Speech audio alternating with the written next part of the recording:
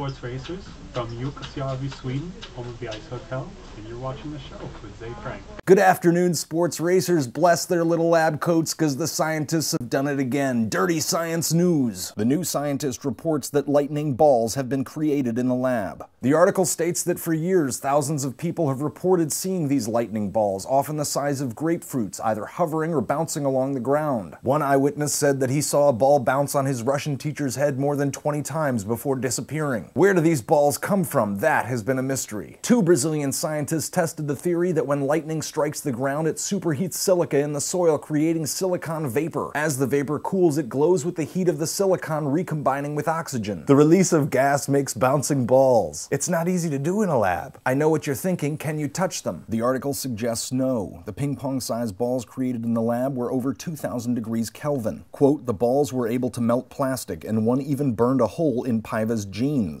What?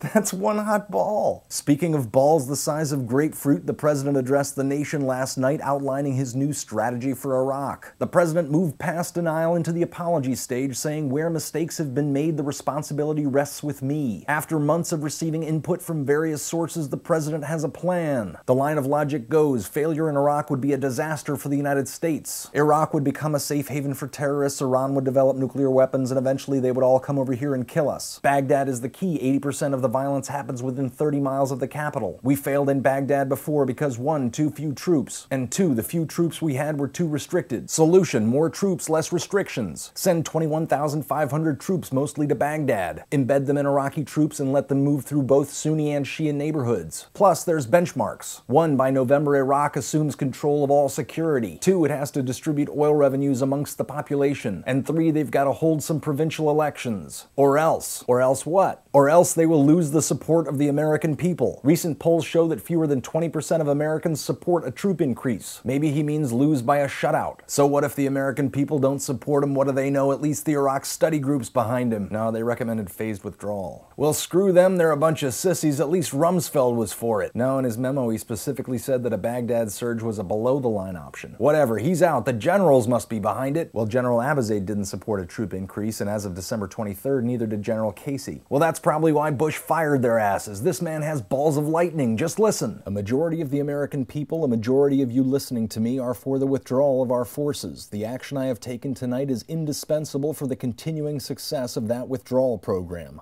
Oops, that was President Nixon. Let's try again. If we increase our support at this crucial moment and help the Iraqis break the current cycle of violence, we can hasten the day our troops begin coming home. Balls.